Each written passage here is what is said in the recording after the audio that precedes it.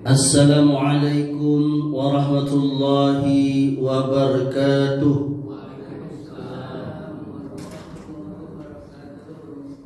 Innal hamdalillah nahmaduhu wa nasta'inuhu wa nastaghfiruh wa na'udzu billahi min sururi anfusina wa min sayyiati a'malina.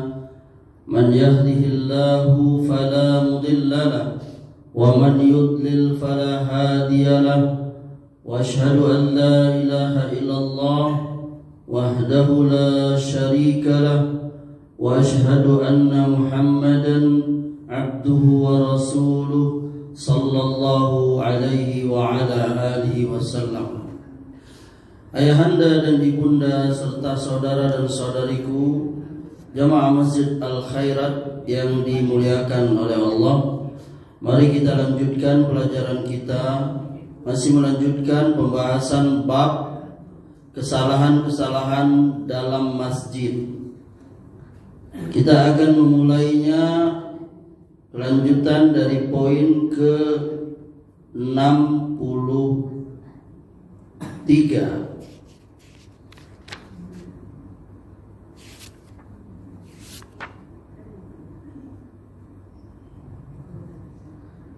Maksud saya ke 56 ya. Poin ke 56 dari kesalahan dalam masjid, yakni sholat hari raya di masjid tanpa uzur. Di antara kesalahan yang dilakukan oleh sebagian kita ialah, kata para ulama, sebagiannya adalah mereka melakukan sholat Id atau sholat hari raya di masjid tanpa uzur, yakni tanpa ada sebab-sebab. Karena disebutkan dari sunnah Nabi Sallallahu Alaihi Wasallam bahwa beliau biasa mengumpulkan orang-orang di tanah lapang, yakni di luar Madinah pada saat itu, dan beliau sallallahu alaihi wasallam salat Id bersama mereka di sana. Jadi penduduk Madinah, yakni Nabi dan para sahabat, semuanya berkumpul, hingga termasuk juga kaum wanita yang sedang haid, ya, wanita yang sedang datang bulan, mereka juga ikut berkumpul dalam perkumpulan yang disegani dan diliputi keindahan, karena diselingi oleh takbir, hati-hati yang menyatu, jiwa-jiwa yang mencintai, dan tangan-tangan yang saling bersalaman. Ini hadis yang kita ketahui dari riwayat mengenai Nabi SAW sholat di lapangan ketika sholat hari raya. Dan mereka saling mengucapkan selamat hari raya. Salah satu dalilnya adalah hadis yang diriwayatkan oleh Al-Bukhari dan Muslim dari Abu Sa'id Al-Khudri radhiyallahu an. Dia mengatakan Rasulullah SAW keluar pada hari raya Idul Fitri dan Idul Adha ke tempat sholat di gurun atau di tanah lapang. Mula-mula yang dilakukan beliau adalah sholat, yakni sholat Id. Kemudian setelah itu beliau berdiri di hadapan manusia, ya, dan mereka duduk di saf mereka. Maka beliau memberi nasihat dan pesan kepada mereka. Ini hadis sahih dikeluarkan Bukhari Muslim. Yakni beliau khutbah Dari sini kita mengetahui Nabi SAW beliau tidak sholat di mana? Masjid. Padahal keutamaan masjid itu, apalagi Masjid Nabawi, berapa? 1000 kali dari masjid yang lain.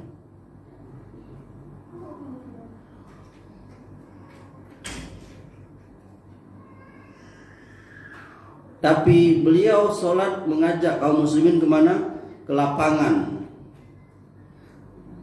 Oleh karenanya, kalau kita lihat dari sisi ini, maka kita yang sholat di masjid itu barangkali telah menyelisih petunjuk Nabi Sallallahu Alaihi Wasallam, tidak mengikuti sunnahnya. Padahal beliau mengatakan, fa'alaikum bisunnati, berpeganglah kamu kepada sunnahku. Dan Allah berfirman, laqad kana lakum fi rasulillahi uswatun hasanah. Telah ada pada diri Nabi itu suri teladan. Kata para ulama, ada beberapa hikmah sholat di lapangan itu. Di antaranya adalah berkumpulnya kaum muslimin di satu tempat, yakni menampakkan kejayaan kaum muslimin. Wah, jadi orang-orang non-muslim itu melihat, wah, mau muslimin ini ramai, banyak rupanya. Ya, berkumpulnya kita kaum muslimin di tempat terbuka yang terlihat awal dan akhirnya diiringi dengan takbir dan tahlil, itu dapat menambah, menguatkan, mengokohkan keimanan dan memantapkan keyakinan. Kalau orang banyak sholat itu kan lebih merasa apa kita? Ya, coba kalau kita sholat berdua aja di masjid itu kurang ini ya, tak? Tapi kalau rame misalnya masjid kita nih, sholat 5 waktu aja misalnya 4 saf penuh laki-lakinya, itu lain ini ya, Pak. Ruhnya itu lain, itu ramai, banyak. Auranya kalau orang bilang sekarang, betul. Kemudian keluarnya kaum muslimin di satu tempat, baik itu orang dewasa, anak-anak, laki-laki, perempuan, itu adalah salah satu fenomena kegembiraan hari raya. Kita menunjukkan orang gembira. Kemudian juga tercerai berainya kaum muslimin di beberapa masjid pada hari yang diberkahi. Ini menyebabkan perselisihan hati dan tercerai berainya kalimat Allah.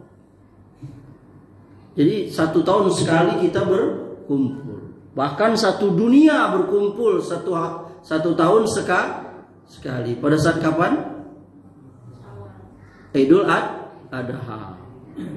Ya, ini ketika semua manusia berkumpul di mana? Padang Arafah. Ramai sekali. Sama semuanya, nggak ada kaya miskin, semuanya berpakaian ihram. Nggak pakai tutup kepala, cuma laki-lakinya pakai kain tidak berjahit 2 pasang.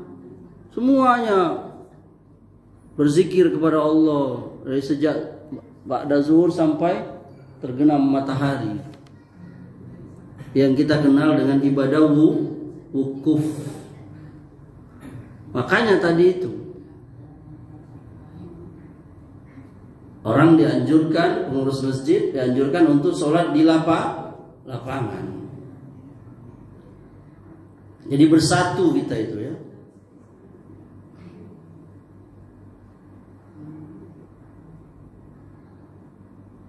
Kemudian kaum muslimin memakai pakaian baru dan berkumpul di satu tempat dengan bertakbir, tahlil, tahmid, sholat, mendengarkan nasihat. Ini adalah bentuk syukur kepada Allah, Rabb semesta alam.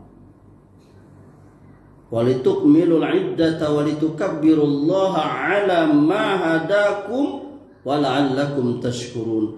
Dan hendaklah kamu menyempurnakan bilangan, dan hendaklah kamu mengagungkan Allah atas petunjuknya yang diberikan kepadamu supaya kamu bersyukur. Surah Al-Baqarah ayat 185, rangkaian dari ayat-ayat yang berbicara tentang puasa Ramadan.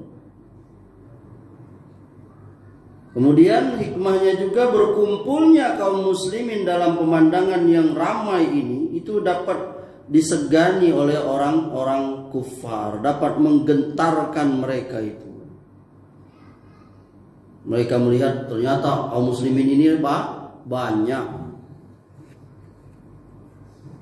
Nah, tapi sekarang kita lihat ya, sedih juga kita. Saya juga dapat cerita ada beberapa masjid sudah melakukan bersatu mereka sholat di salah satunya di lapangan di pinggir pantai beberapa waktu yang lalu. Tapi ternyata dek kerno pembagian apa tuh? Pembagian uang infak yang celengan itu ndak rata katanya. Akhirnya sudahlah kami nggak mau lagi, akhirnya mereka masjid. Jadi hanya karena apa? Ya karena dia mungkin 4 masjid, 3 masjid bersatu. Mereka yang satu masjid ini nggak dapat seperti masjid lain. Mungkin alasannya macam lah, kalau masjid lain itu alasannya mungkin dia lebih ramai lah Pak. Itu yang kita lihat.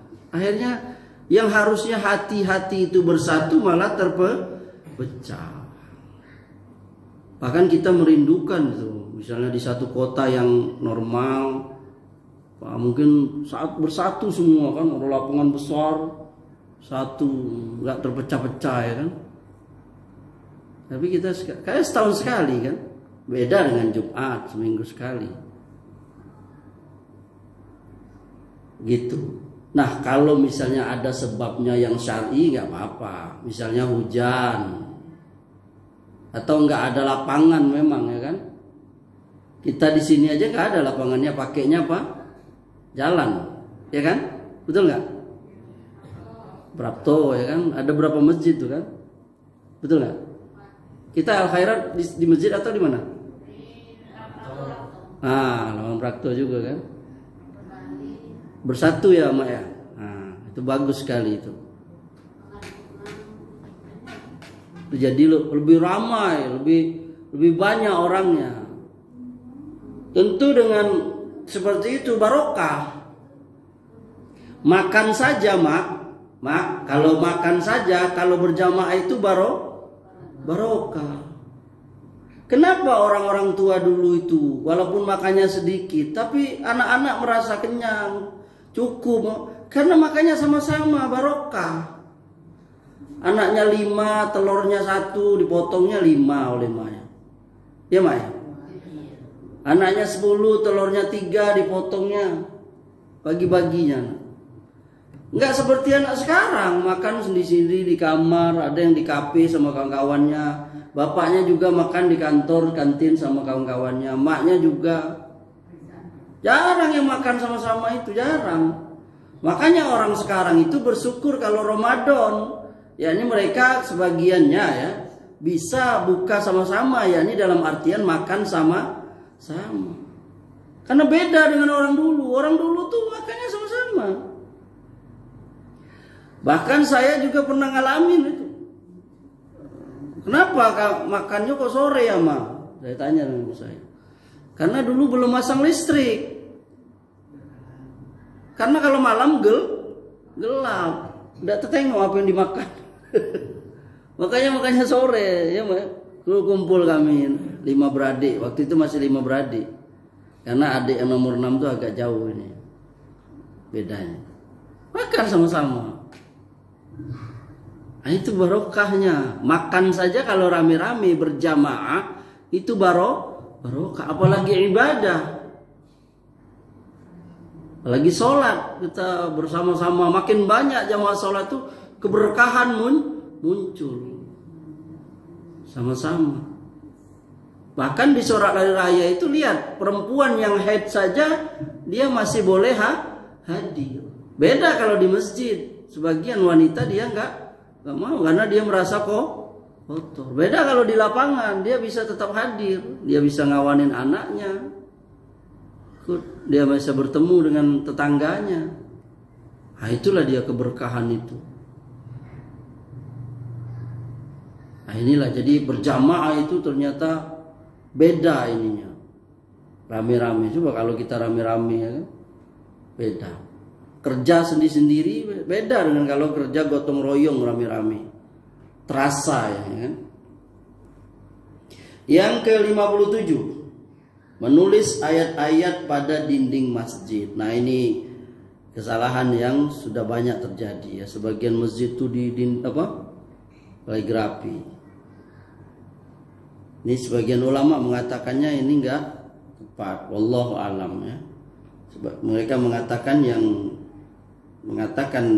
tidak boleh menulis-nulis ayat di dinding itu, mereka mengatakan ini dapat melalaikan orang yang sholat dari kekhusukan.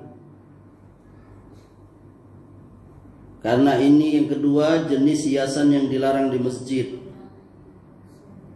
Ada perkataan sahabat yakni Ibnu Abbas radhiyallahu an, dia berkata, kalian benar-benar akan menghiasinya sebagaimana yang dilakukan kaum Yahudi dan Nasrani.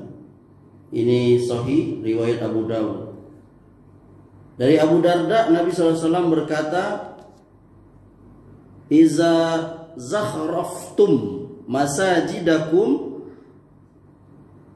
wa hallaitum masahifakum faddamaru alaikum. Jika kalian telah menghiasi masjid kalian dan menghiasi mushaf, yakni Quran kalian, maka kehancuran menimpa kalian. Ini surah hadis Hasan. Ya. Yang ketiga, kadangkala terjadi penghinaan terhadap Quran itu. Contohnya apa? Misalnya kalau dia keropos dindingnya itu, lalu terlepaslah beberapa huruf. Ya kan tentu itu secara tidak langsung menginikan Quran itu ya kan. Misalnya lepas huruf huruf dalnya, huruf tanda bacanya, jadi tentu akan menyebabkan terhinanya itu Quran yang tertulis di situ. Bisa jadi karena catnya itu yang tidak nempel lagi, sudah ya kan, terjadilah terhina secara tidak langsung, atau disandari oleh orang. Saya juga kadang memberi masukan juga kalau ada tulisan-tulisan di ayat atau bacaan Allah atau apa di sini nih, di mimbar ini, kalau oleh orang tidak sengaja, mungkin dia nggak sengaja kan, dia bersandar ya kan, tentu itu mengurangi adab gitu. Karena itulah para ulama tuh pikirannya ke depan gitu. Tidak hanya untuk kecantikan saja. Iya kan? Makanya kenapa sebagian ulama melarang juga orang menulis-nulis bacaan ayat itu Quran di pakaian, di topi, apalagi di celana. Kenapa, Mak? Karena itu bisa menghinakan. Misalnya orang nulis surah ayat kursi di punggung bajunya ya kan. Nah nanti baju itu kan nggak dipakai seterusnya, tapi dia akan dicuci. Nah dia dicuci, nanti dia dicampur dengan celana dalam, bra dan segala macam, lalu dicampur. Padahal itu tulisan barokah, yakni ayat Quran, tulisan Quran. Gak boleh. Begitu pula topi tulisan la ilaha illallah. Saya tuh sekarang juga memberi masukan pada kawan-kawan yang ada tulisan peci la ilaha illallah. Nanti pecinya Anda taruh di mana? Anda lempar saja. Itu kan adab kepada tulisan la ilaha illallah. Makanya ada bab pembicaraan para ulama bagaimana sikap kita terhadap mushaf-mushaf yang sudah sudah tua. Misalnya di masjid kita ini ada, apalagi kalau mushaf-mushaf zaman dulu kan kertasnya itu lebih Nah, itu kalau mak jumpain seperti itu, ulama mengatakan jika ada mushaf-mushaf yang umurnya sudah tua, puluhan tahun, lah bertahun-tahun dipakai tiap hari.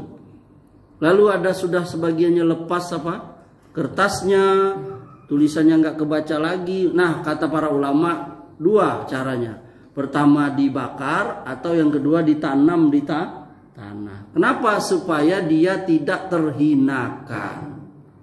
Sekarang kita lihat kan beberapa masjid kan banyak sekali Quran sudah. Ya ini jamaah nggak mampu lagi pakai Quran yang sudah lama. Apalagi sudah lepas-lepas apa namanya itu? Halamannya itu.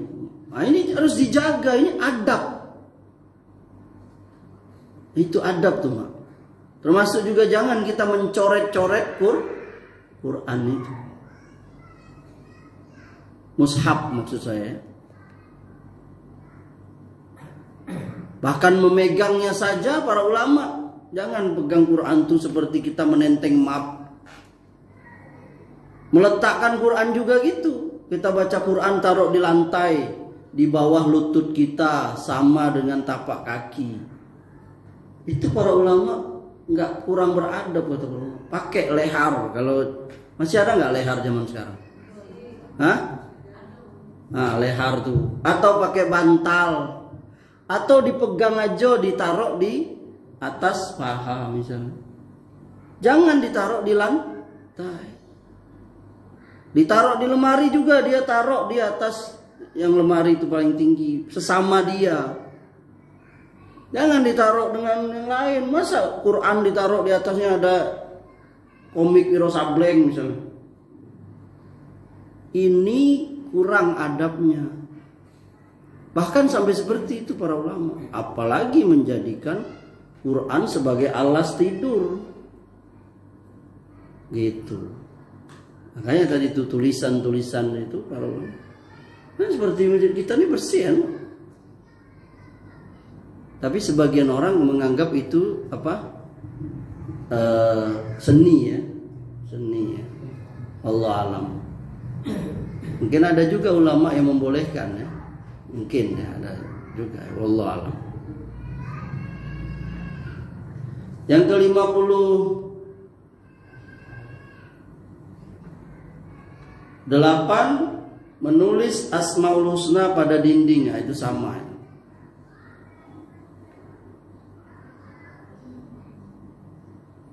Yang ke-59 kesalahan menjaga sandal para jamaah di masjid dengan membayar sewa.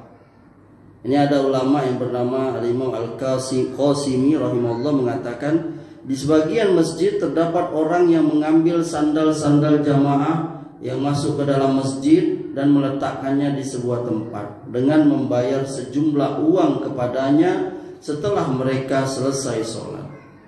Para pemelihara sandal tersebut harus dilarang dari itu karena mereka menyempitkan jalan bagi kaum muslimin dan mengambil satu tempat dari masjid yang tidak disediakan untuk itu.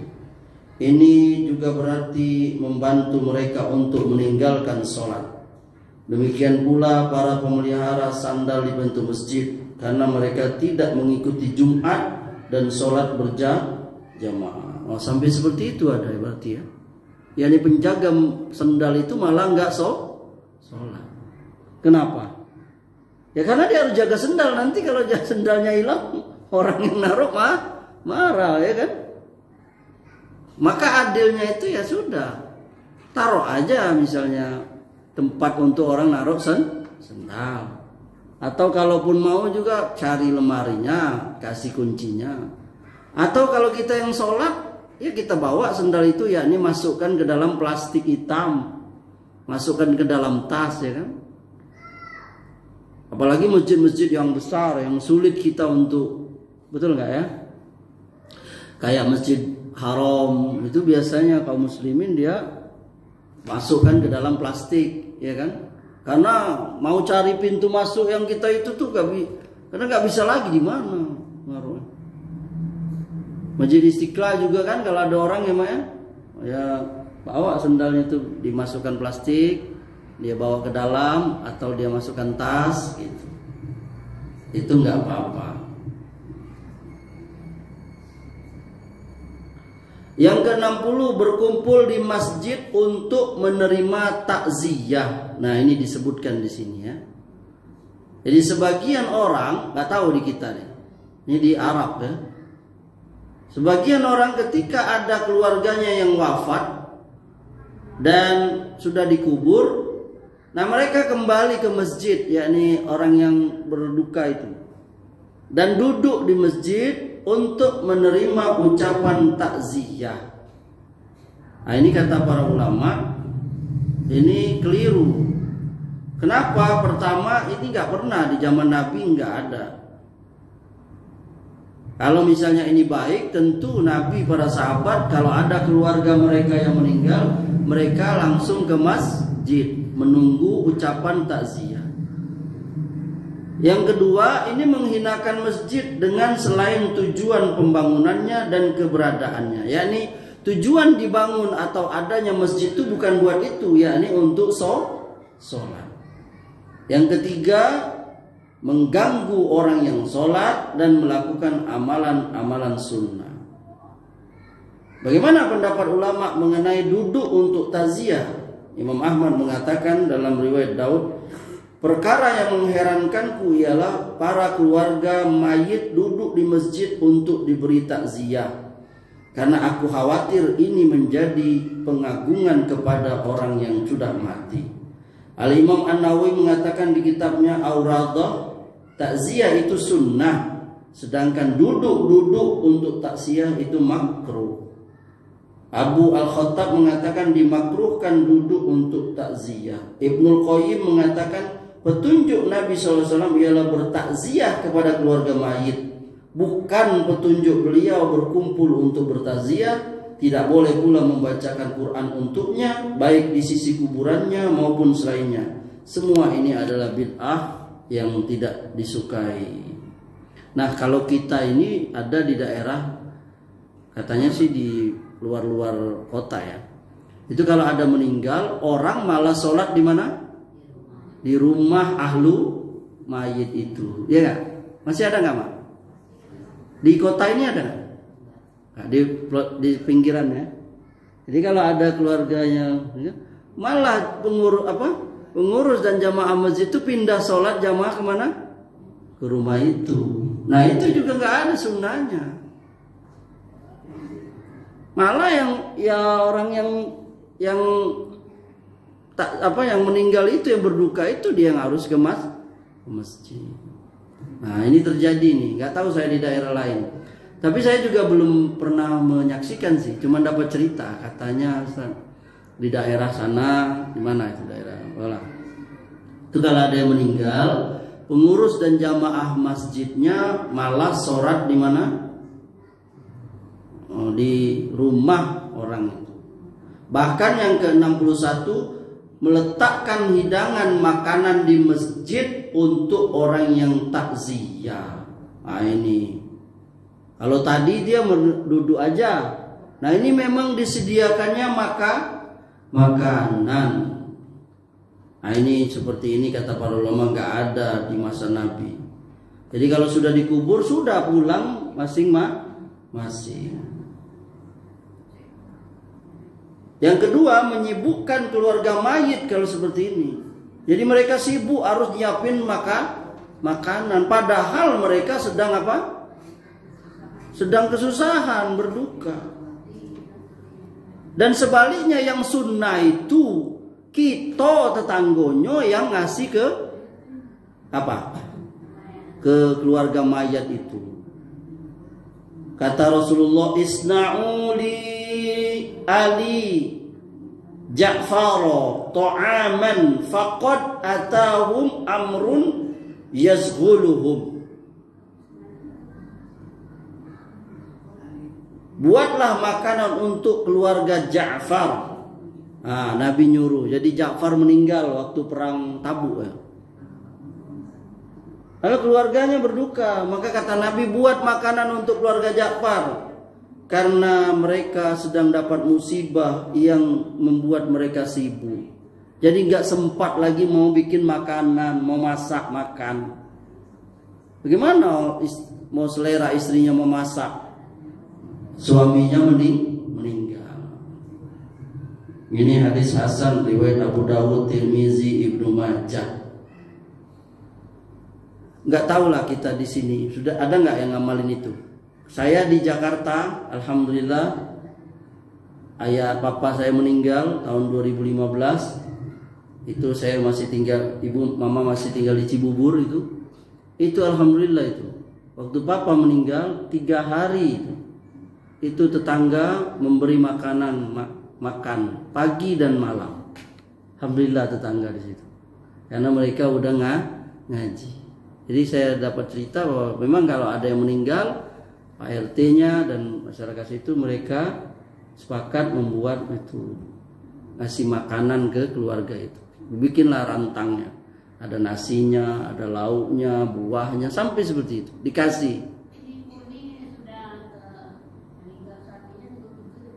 Nah, bagus tuh. Itu dia menjalankan sunnah. Sebagaimana Nabi mengatakan kepada para sahabat, buat makanan untuk keluarga Ja'far.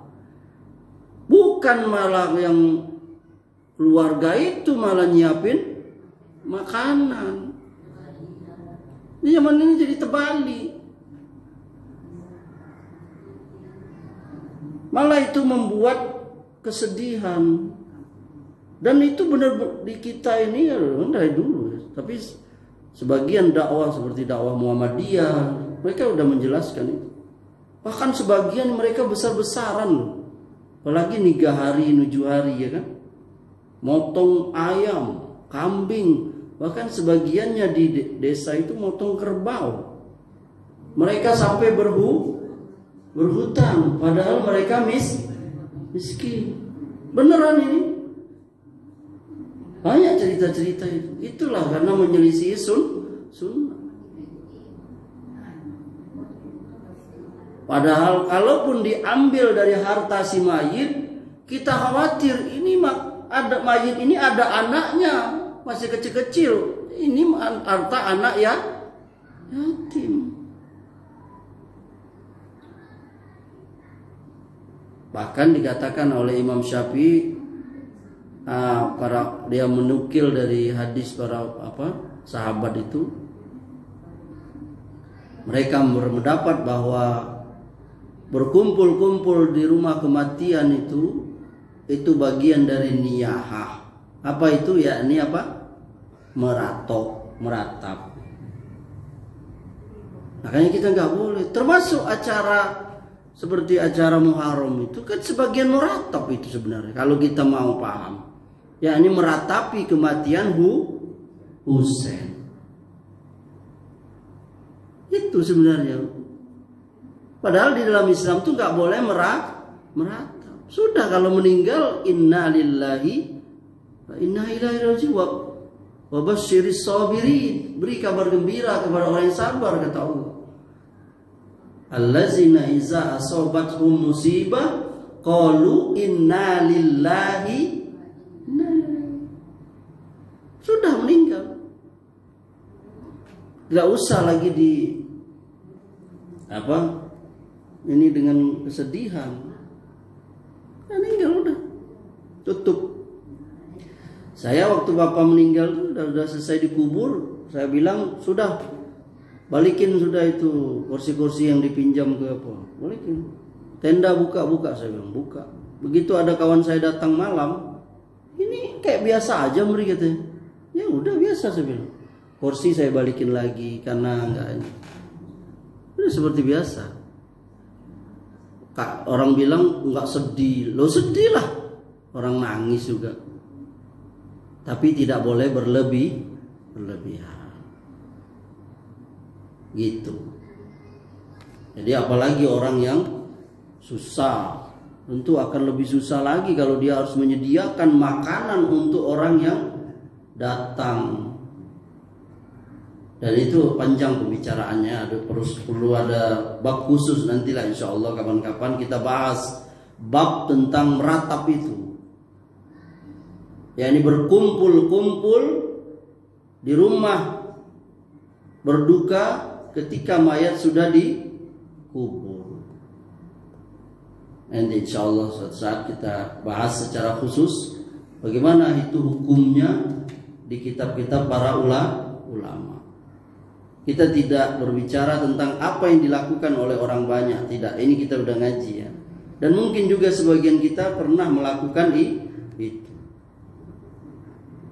Yang terakhir, yang ketiga, kata ulama, mengotori tikar atau lantai masjid dengan makanan atau sisa hidangan. Ini boleh jadi terjadi ya. Padahal masjid itu harus dipelihara. Yang ke-62, menghabiskan waktu untuk berkhidmat pada masjid yang terdapat kuburannya untuk tabarruk kepada penghuni kubur tersebut. Nah, ini kesalahan juga ini. Sebagian masjid kita lihat di Indonesia ini banyak, nggak usah saya sebut lah. Masjid-masjid yang dianggap memiliki barokah. Jadi ada orang yang memang berkhidmat di situ, dia kerja di situ untuk dapat keberkahan dari penghuni kubur itu. Ya. Dan juga di masjid-masjid dunia Islam lain juga seperti itu. Di masjid-masjid yang dianggap sebagai masjid wali, imam apa. Orang-orang bersihkan itu kan, ngasih minum supaya macam-macam lah. Kecuali kubur Nabi lah, itu dilarang. Kalau kubur Nabi itu diusir sama askarnya. Mereka nggak mau kaum muslimin tercemari akidahnya itu. Banyak itu masjid-masjid di Afrika, di Asia, di Indonesia juga. Masjid-masjid yang dianggap memiliki barokah. Padahal kita udah tahu semua masjid itu sama ayahanda. Kecuali 3. Masjid apa? Haram. Masjid Haram berapa ribu? 100.000 kali keberkahannya. Yang kedua Masjid Nabawi dan Masjid Aqsa. Keberapa keberkahannya? 1.000 kali dibanding masjid lain. Selain masjid itu sama. Mau masjid Sunan ini kek, Sunan itu kek. Masjid Istiqlal, Baitur Rahman Medan, Baitur Rahim Aceh kek. Atul Izzah Bengkulu kek, Istiqlal Al-Falah Jambi kek. Masjid apa aja sama. Kan ada bedanya. Ya, apalagi menganggap apalagi ada kuburannya itu. Coba kita lihat sekarang, ujung-ujungnya itu kalau kita lihat ya itu ujung-ujungnya duit. Semua tempat-tempat orang anggap barokah itu kuburan sunan-sunan tuh orang-orang minta duit pak. Iya kan? Siapalah orang minta duit di situ. Tempat-tempat yang dianggap keramat itu pada minta-minta di situ. Ujung-ujungnya duit. Bahkan seluruh aliran sesat itu UUD. Apa UUD itu? Ujung-ujungnya duit. Mana sebutlah aliran apa yang sesat? Pasti berhubungan dengan duit semua.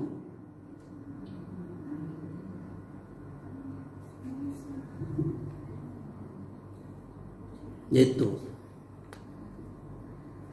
Oleh karenanya ini harus kita ketahui bersama bahwa jangan kita malah menjadikan satu masjid itu yang ada kuburannya itu ya.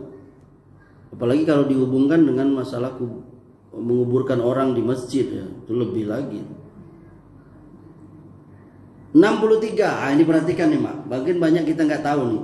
Mendahulukan orang lain untuk masuk masjid. Nah, lihat nih. Mungkin kita biasa kan? Keduluan ya kan? Karena kalau kita serempak karena mungkin gak enak atau ini. Tapi ternyata di pembahasan para ulama ini salah ini. Kenapa? Karena ini jenis penghormatan, tapi ini mendahulukan dalam ketaatan yang seharusnya kita berlomba-lomba. Wa fi dzalika falyatanafasil mutanafisun.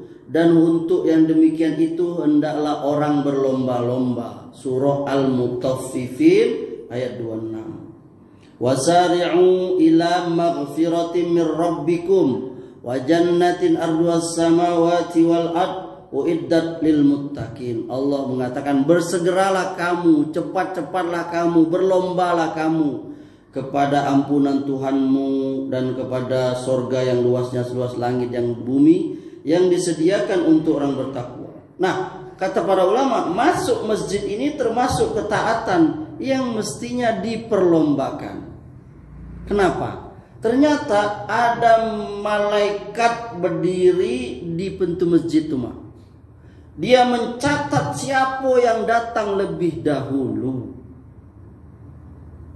Mendahulukan orang lain itu ternyata itu memang dianjurkan, tapi dalam masalah dunia. Saya ulangi, mendahulukan orang lain itu boleh, tapi dalam masalah dunia. Misalnya kita antri ATM, antri apa lagi? Antri berobek, antri naik mobil karena ada orang tua apa kita dahulukan. Tapi kalau dalam hal ibadah, makan, minum, harta, jabatan, kedudukan, nah itu bolehlah dulukan orang.